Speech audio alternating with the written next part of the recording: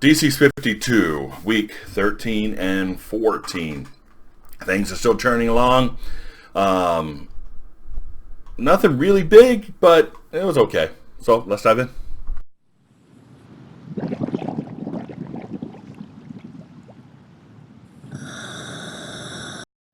So DC's 52. We're on week 13 and week 14. It's written by Geoff Johns, Grant Morrison, Greg Rucka, and Mark Waid. These breakdowns in 13 were done by Keith Griffin, and the breakdowns on 14 were done by Keith Giffen and pencils by Dale Eaglesham. So, in these, there's been pretty good so far. A lot of changes, a lot of big moves, a lot of big deals, a lot of differences here. But we're getting down to some more detailed what's happening with this specific person and different things. So we open up week 13 with a resurrection ceremony. The cult of Connor has gotten all this stuff wrapped around for Sue Dibney. She's on the altar. Ralph Dibney's there wearing the red robes, and they're getting ready to resurrect her. Now, he has brought Metamorpho, Azrael, Green Arrow, and Green Lantern. Now, he brought them all because he figured these four guys had the most experience with afterlife, with things happening with the afterlife, most experience of going to other dimensions and maybe coming back from the dead. These guys have done it. So he's hoping to bring them in so they can help him decide, is this real? Is the cult of Connor really going to bring back Sue Dibney? So they're all there, and these four guys are like, this is a scam. There's no way this is happening. But Ralph is still like, let's just give it a shot. Let's see, what's going on. And they're talking about Ra, the god, Superman's god, right, from Krypton. And they're talking about these different things they need to do. And they're bringing out this, they got this upside down S artifact thing. And they're bringing out this big stone of kryptonite. That looks like kryptonite to me. And they're actually, they call it blood kryptonite. Now, it looks green. They call it blood kryptonite, but I'm not sure I've ever heard of that before. But they're passed around to each person, and as each person grabs and touches it, they act like they've gotten some life energy drained out of them. I don't know if it's really happening. The group there is like, they're like, this is really a sham, Ralph. You should know better. Like they say here, blood kryptonite from where? It's a painted rock, Ralph, a special effect designed to prey on the suggestible children. And then Metamorpho says, he's onto something. The fires are chemical show. I can tell you. The waterfall are colored light. So they're like, hey, sorry about the coughing. I got a cold. I said, hey, some of these pieces here are not making sense. They seem more like an act, like a drama. He's taking advantage of people. Don't really buy into this. So Ralph gets the rock. And they're like, hey, Ralph, it's your call. If you want to keep going with it, we'll back you. But we really think something else is going on here. We really think this is fake. Then we flip over to Kahndaq and we see Isis and Black Adam flying into Southwest Asia, and they're ripping up this place. All these bad guys are there.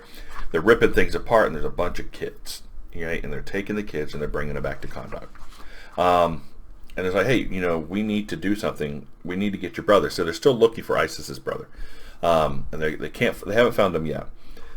And he said, we'll free all the children of the world while we're at it. Now, here's Adam's like, let's bring the world together and we'll fight, superheroes or enemies, villains, or we'll have a new form of justice and whatnot.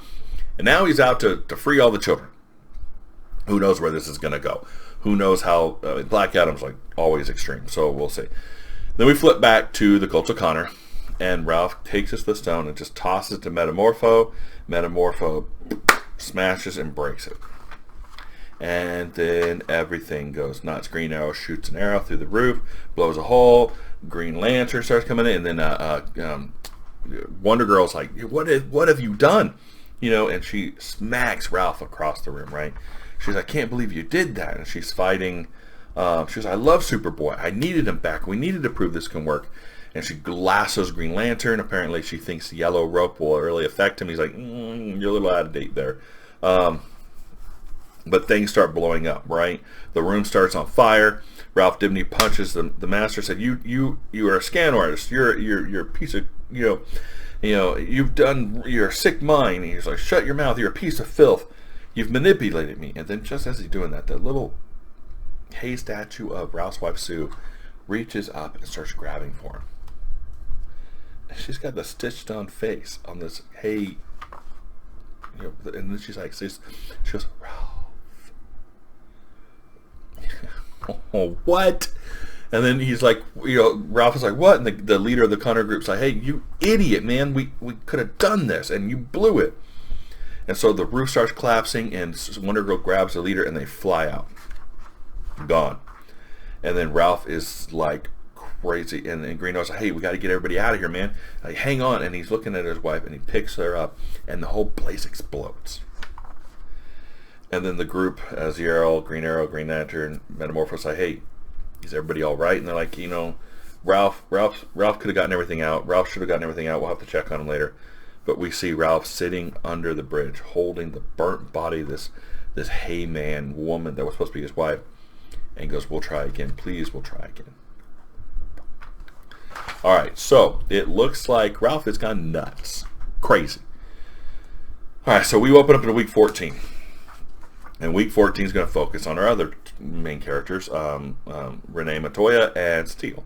So Renee and the Question are flying to Kahndaq, right? They know something about inner gangs going on there. There's something going on with that, so they got to fly to Kahndaq. They get there. You see the big market. And you see pictures of ISIS and Black Adam. The whole town's, everybody's happy and handing out flowers like they just arrived in Hawaii. Everything's cool, but something doesn't seem quite right.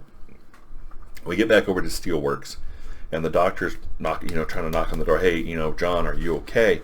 And he is not okay. He is like all steel now, and he's building this thing. And she walks up, and it's the new armor for his daughter now, or his niece. Now remember, the niece took the serum from Lex Luthor and has now become part of his superhero team. She now has superpowers. And like the last episode, she beat the crap out of her uncle. He just finished the suit for her, and he is like really upset. He's like, I lost her. I drove her right to him. I've lost her. Lex Luthor owns her soul, and I'm never going to get her back. And he is just upset. We get over to the professor. Now the professor's trying to work with the Metal Men again, right? And he's got Mercury online. He's trying to talk to him. Mercury just kind of fizzes out and breaks. But then there's some dudes there. I don't know where they're from. The government of some sort. And he's like, hey, doctor, you're on Prozac. What's going on? The government wants your help. And he's like, no, I appreciate the offer, gentlemen, but the Metal Men aren't for sale. I'm not giving them to you. I'm not selling them to you. They're mine. I'm going to keep them. He goes, doctor, we want the Metal Men. And he goes, I don't really care. There's nothing. Excuse me, I'm going to leave and visit a friend. So he heads out, and he heads to the prison. Now the prison on the outside seemed like more like a city behind walls. And there's like a freeze guy. He shoots at one of the guards, and he freezes them, and they're like crazy. And I think he freezes like the mailman, which was actually one of the guards.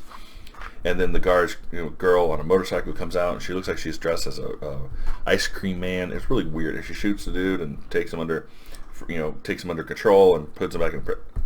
So apparently their prison is kind of designed in a way that all these scientists still think they're living in normal life, and then every so often they kind of go crazy, and they have to bring them back under control. Okay, but they go down, and the professor is gone. Just vanished out of his cell. They had him locked in an enclosed glass cell with cameras. We remember from last episode he was being monitored by the Chinese government. At least that's what it looked like. So he was under constant surveillance, and he just gone. And they can't find him. But he left a code.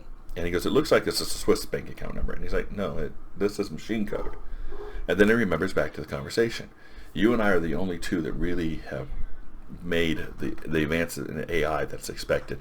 And you're the only one that would understand the soul that we were able to give to the AI. So, could it be? I flip back to Kahndaq, and we see that the Question and Renee they're following up some leads. They're getting ready to go check this thing out. They're walking through the streets, and they see everybody's all these girls dressing up like ISIS, and everybody's almost like a hero worship thing going on. And then they follow this and they go, I think it's this way, trying to follow the map through the Kahndaq streets, and they end up at this place, this house, right? And the door's busted in, and they go inside, and everybody's shot up, everybody's dead. I mean, just people are lying there, bullets everywhere, and they're like, oh boogers, because now, we're in a foreign country. We're here, and we're in this room with all these dead bodies. We're going to get blamed.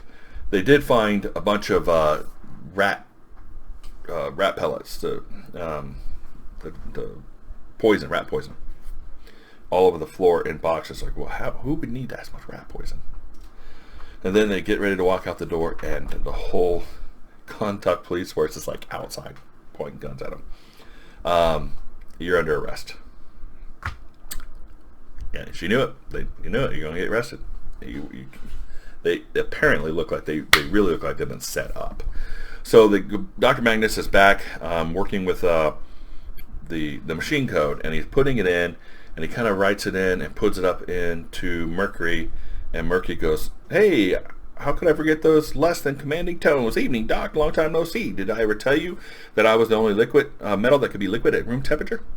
And Dr. Magnus is like, "You sure did, Mercury." So the metal men are back. So this is this week's episode of DC's 52. Like I said, not a lot of big things, but some more movement in the different parts. And we see more further character development, and they're becoming more different people, and different things are happening, but nothing real huge, right? But it was good. It was good reads. The art was good, the writing was good, and we're still counting down to 52. So if you enjoyed this review, please like and subscribe. I'll see you next time here in the Long Box.